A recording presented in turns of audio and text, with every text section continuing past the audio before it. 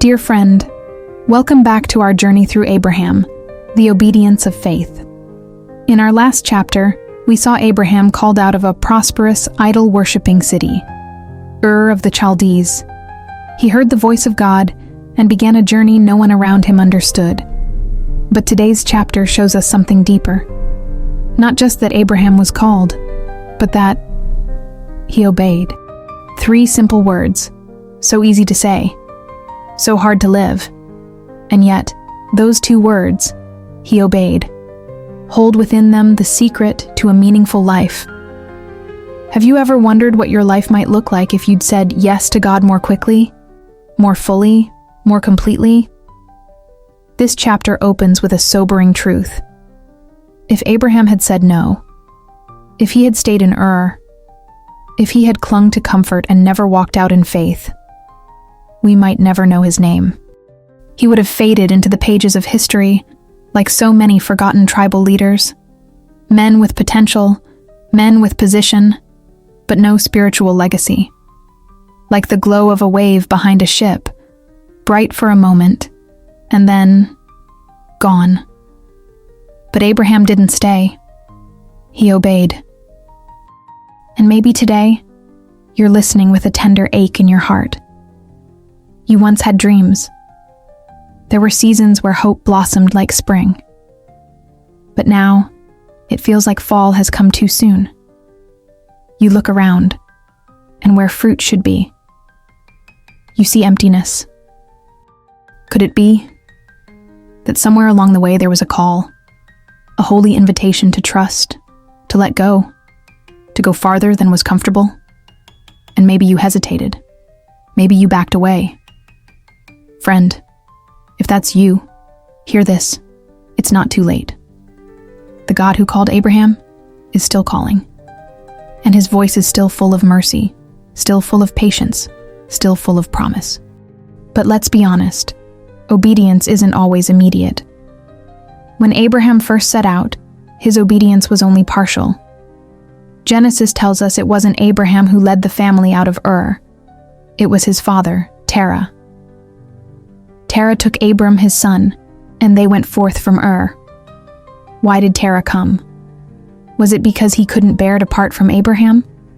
Was it grief from losing his son Haran? Or maybe a flicker of faith stirred in his heart too? Whatever the reason, it soon became clear. Terah's commitment was half-hearted, and his presence became a delay. Instead of journeying on to Canaan, they stopped in Haran, and they stayed there. For years. For nearly 15 years, there was no new word from God, no fresh encounter, no movement forward. And here lies a serious warning.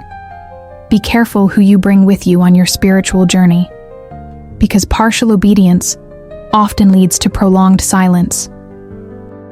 The people we choose to keep close, the ones we love most, can sometimes be the very ones who keep us from going all the way with God. To the young believer, this is a gentle caution about who you marry. To the entrepreneur, a reminder to pray before choosing business partners. And to all of us, it is a wake-up call. Don't settle for halfway, just because someone else isn't willing to go the full distance. Maybe you've heard it before. Don't be so extreme.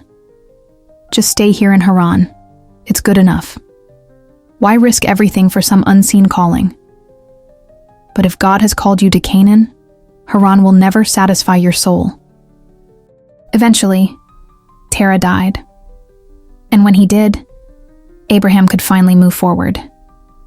There's a deep mystery here. Why do some plans fall apart? Why do resources dry up? Why do relationships shift, and once open doors suddenly close? Could it be that God is pruning? Not in anger, but in love? Sometimes, God has to let certain things die, so we can live.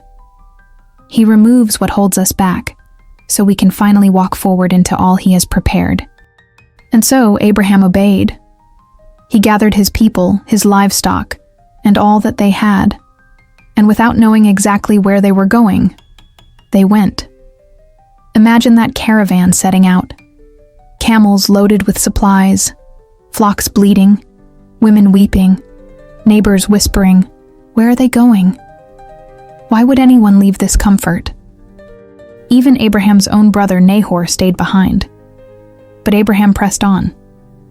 Not because he knew where he was going, but because he trusted who was leading him. Hebrews 11 says, "By faith Abraham, when he was called to go, obeyed." He didn't demand a full itinerary. He didn't ask for a contract with details. He simply said, "If God has spoken, I will go." He obeyed, not because it was easy, but because he had glimpsed something greater. A city with foundations, a better country, a home whose builder and maker is God. And here is the power of faith. Faith is content to sail with sealed orders, because it trusts the one who gives them. Faith lets go of earth's best, because it believes heaven's least is better.